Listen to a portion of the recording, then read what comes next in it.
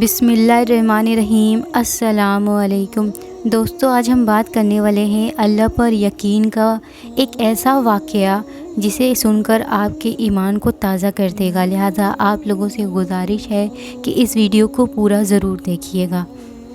حضرت عائشہ صدیقہ رضی اللہ تعالی عنہا فرماتی ہیں کہ ایک عورت تھی اور اسے نبی پاک صلی اللہ علیہ وسلم نے وہ کلمہ پڑھ کے مسلمان ہوئی، مدینہ طیبہ آ گئی تو حضور نے مسجد نبوی میں اس کے لیے ایک مکان، ایک سادہ سا کمرہ ساتھ مسجد کے بنوا دیا۔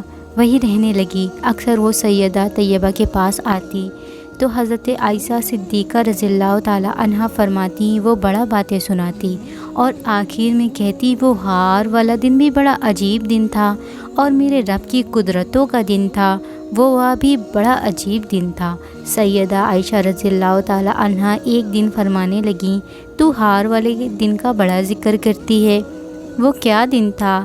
تو خاتون کہنے لگی، اماں جی وہ دن تھا جب میرے رب پر بھروسہ اور مضبوط ہو گیا، جس دن میرے اپنے رب پر توکل اور بڑھ گیا، میرے ایمان اور یقین میں اور پختگی آ گئی۔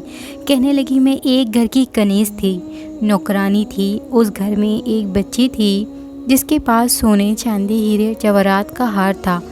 اس زمانے میں لوگ چمڑے کے اوپر ہیرے جواہرات لگاتے تھے، کئی دفعہ سرخ رنگ کے چمڑے پر لگائے جاتے تھے۔ وہ بچی پہنتی تھی تو کہتی ہے وہ بچی نے اس نے اتار کے رکھا یا اس سے گر گیا وہ ہار تو چیل اٹھا کر لے گئی گوشت سمجھ کر اور میرے سامنے اٹھا کے لے گئی۔ گھر والوں نے مجھ سے پوچھا، یہ بخاری حدیث کی باتیں ہیں، گھر والوں نے پوچھا مجھ سے کہ وہ ہار کہاں ہے، تو میں نے کہا چیل اٹھا کر لے گئی۔ گھر میں کچھ چوری ہو جائے تو سب سے پہلے الزام کس پر لگتا ہے؟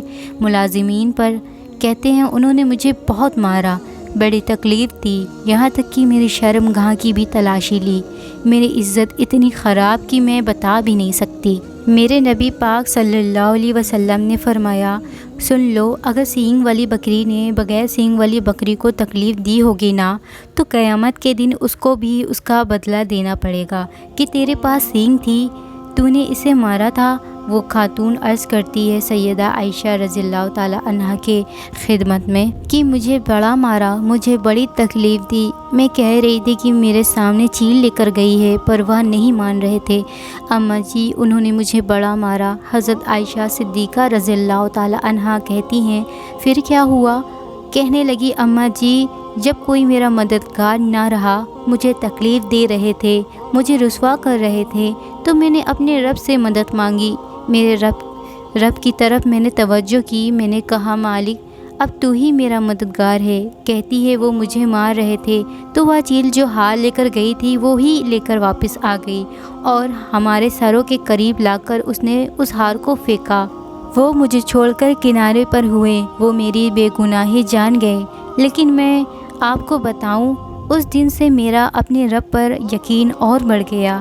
مجھے سمجھ آ گئی جب انسان پورا ٹوٹ جاتا ہے اور کوئی چاروں جانب اس کا مددگار نہیں ہوتا تو رب ہوتا ہے نا، اللہ تو اس کا مددگار ہوتا ہے نا، وہ تو اپنے اس بندے کی مدد کرتا ہے نا، پھر تو وہ توانائی دیتا ہے نا، تو تنہا نہیں چھوڑتا، وہ تو آنسوؤں والوں کے آنسوؤں پر بھی بڑا کرم فرماتا ہے، وہ تو کرم پرسی میں آ جاتا ہے، اس کی رحمت بڑھ کر استقبال کرتی ہے۔ اگر آپ لوگوں کو میری اپی کی باتیں اچھی لگتی ہے تو please like, subscribe and share ضرور کریے گا۔